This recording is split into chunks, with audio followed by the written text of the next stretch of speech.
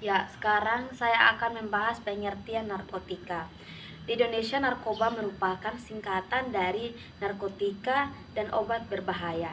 Selain narkoba, istilah lain yang diperkenalkan khususnya oleh Departemen Kesehatan Republik Indonesia adalah NAPSA yang merupakan singkatan dari narkotika, psikotropika, dan zat aktif.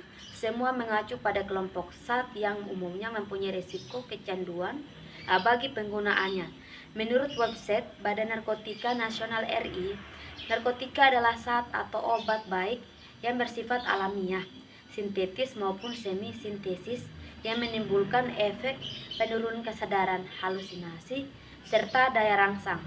Sementara menurut UU Narkotika Pasal 1 Ayat 1 menyatakan bahwa narkotika merupakan zat buatan ataupun yang berasal dari tanaman yang memberikan efek halusinasi, menurun kesadaran serta menyebabkan kecanduan. Oke, baik teman-teman, di sini saya akan menjelaskan tentang sejarah-sejarah narkotika. Nah, penggunaan obat-obat terlarang seperti jenis opium sudah lama dikenal di Indonesia. Jauh sebelum pecahnya Perang Dunia Kedua pada masa penjajahan Belanda. Nah, pada umumnya pemakai atau pecandu opium ini adalah orang-orang Cina atau orang Tionghoa. Dan Belanda juga mengizinkan tempat-tempat tertentu untuk mengisap candu dan pengadaan atau supply secara legal yang dibenarkan berdasarkan undang-undang. Orang-orang Cina pada waktu itu mengisap candu dengan masih menggunakan cara tradisional, yaitu mengisapnya dengan menggunakan pipa panjang. Hal ini berlaku sampai tibanya pemerintah Jepang di Indonesia. Pemerintah penduduk Jepang menghapus undang-undang itu dan melarang pemakaian candu. Ganja banyak tumbuh di Aceh dan daerah Sumatera lainnya. Tanaman ini sudah sejak lama digunakan oleh para penduduk untuk membuat ramuan makanan sehari-hari. Adapun tanaman kokain, nah di mana tanaman ini banyak tumbuh di daerah Jawa Timur. Pada waktu itu tanaman ini hanya diperuntukkan untuk ekspor.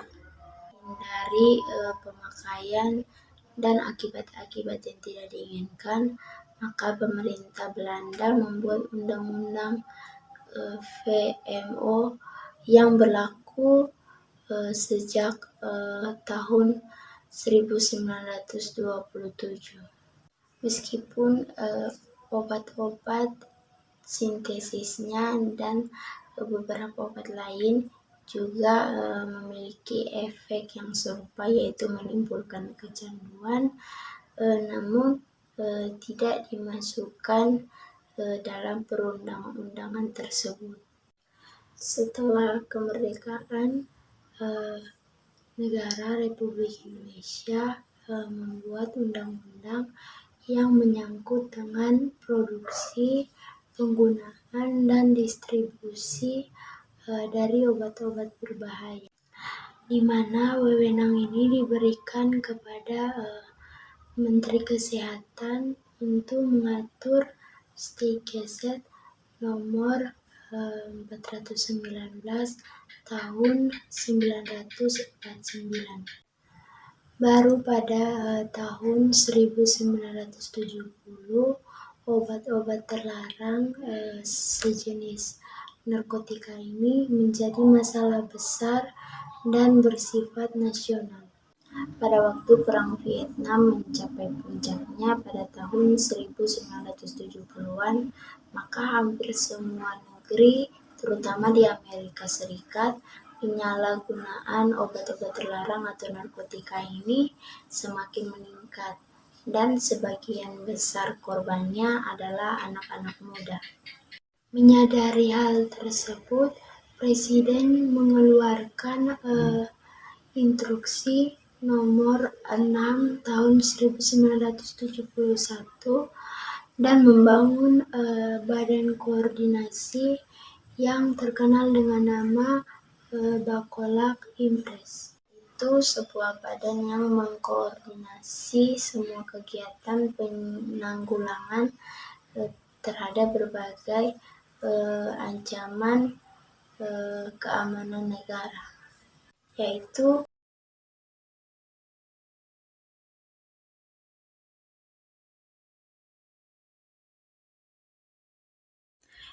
Baik, di sini saya akan menjelaskan jenis-jenis narkotika.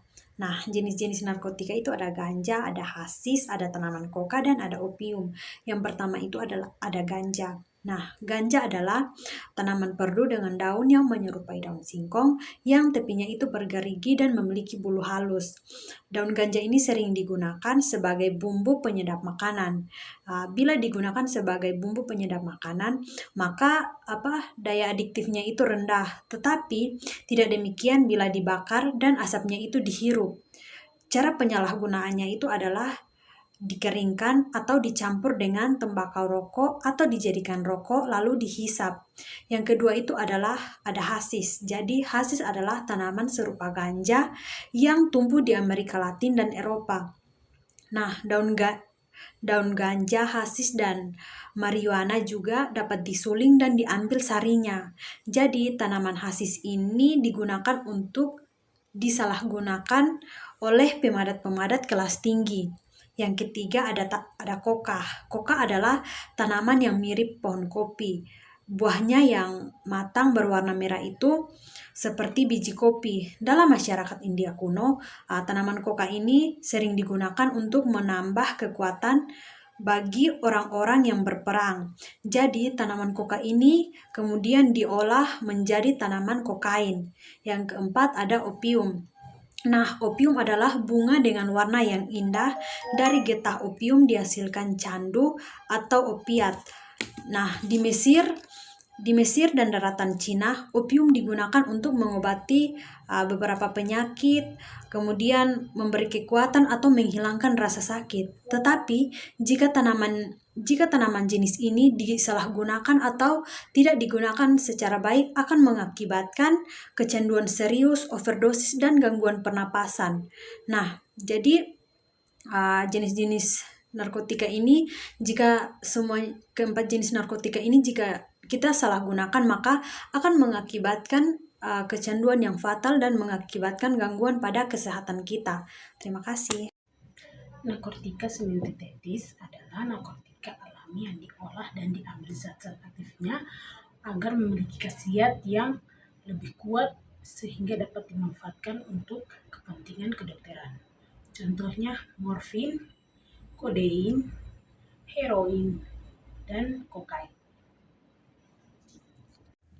Lalu ada narkotika sintetis. Narkotika sintetis adalah narkotika palsu yang berbahan kimia yang digunakan untuk pembiusan bagi mereka yang sudah bergantung kepada narkoba. Contohnya seperti petidin, metadon, dan naltrexone. Narkotika ini diberikan oleh dokter bagi mereka yang sudah menyalahgunakan narkoba, dan narkotika ini juga hanya sebagai pengganti sementara. Narkotika ini maksud saya setelah narkoba kebiasaan mereka yang bergantung kepada narkoba sudah hilang, maka narkotika sintetis ini semakin lama semakin dikurangi dan akhirnya berhenti.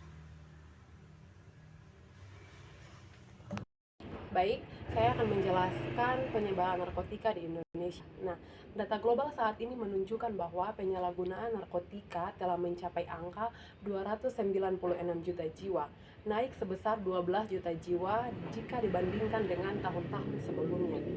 Angka ini mewakili 5,8% penduduk dunia yang berusia 15 sampai 64 tahun.